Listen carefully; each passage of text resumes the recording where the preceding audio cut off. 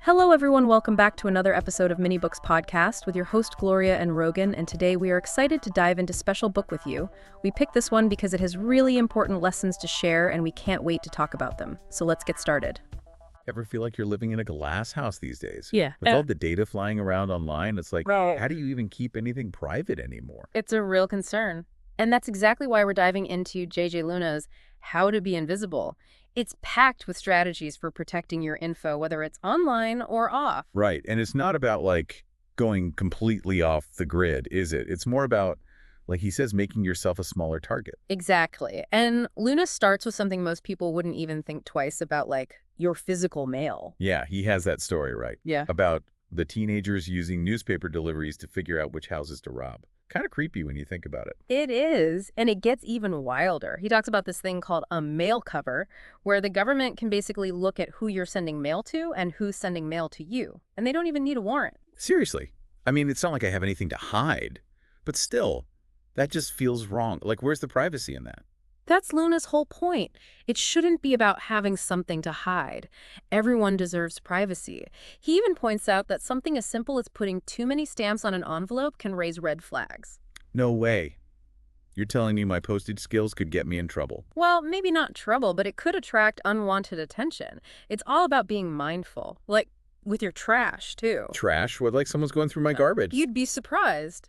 Luna says it's like a goldmine of information. Receipts, bills, even that junk mail. It can paint a picture of your life, your habits. It's true. I never really thought about it like that. Right. And then there's our social security number that's like the holy grail of personal data. He talks about that guy, George Norman, right?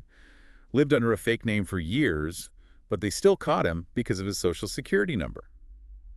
Crazy. It just shows how much power that one number holds.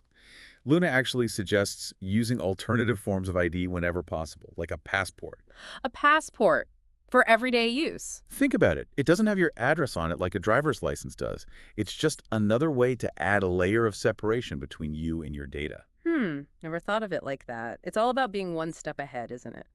So we've covered the basics, but what about taking it a step further? Like, what are some of those more advanced techniques Luna talks about for really amping up your privacy? Well, he gets into some pretty fascinating strategies. Things like ghost addresses, anonymous utilities, even using LLCs for personal privacy. Hold on, LLCs.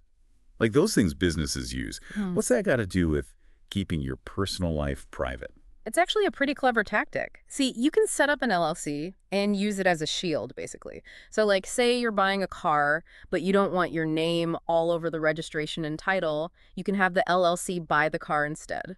So you're like a corporation, but just for privacy. That's wild. Exactly. And it's not just for big purchases either. Luna talks about people using LLCs to rent apartments, even open bank accounts. It adds a layer of separation between you and your personal info. That's really interesting. So I get the LLC thing, but what about those utility bills? Those always have your name and address plastered all over them. Good point.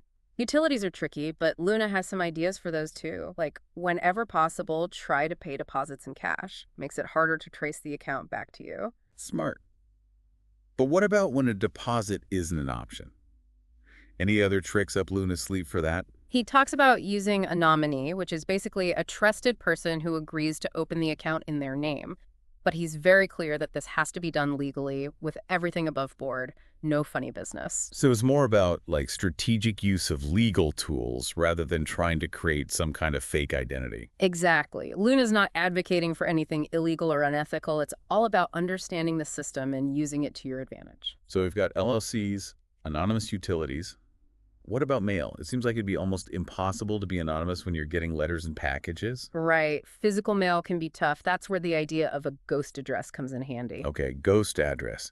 Now that has a nice ring to it. Tell me more. Basically, it's a separate address where you can receive mail without it being directly linked to you. Luna recommends using a mail receiving agency. They give you a real street address, handle forwarding discreetly, and some even offer scanning services so you can view your mail online. So it's like having a secret mailbox. Ah. Genius. But okay, we've covered a lot of ground here with the physical world, but What about the digital side of things? That feels like a whole other challenge.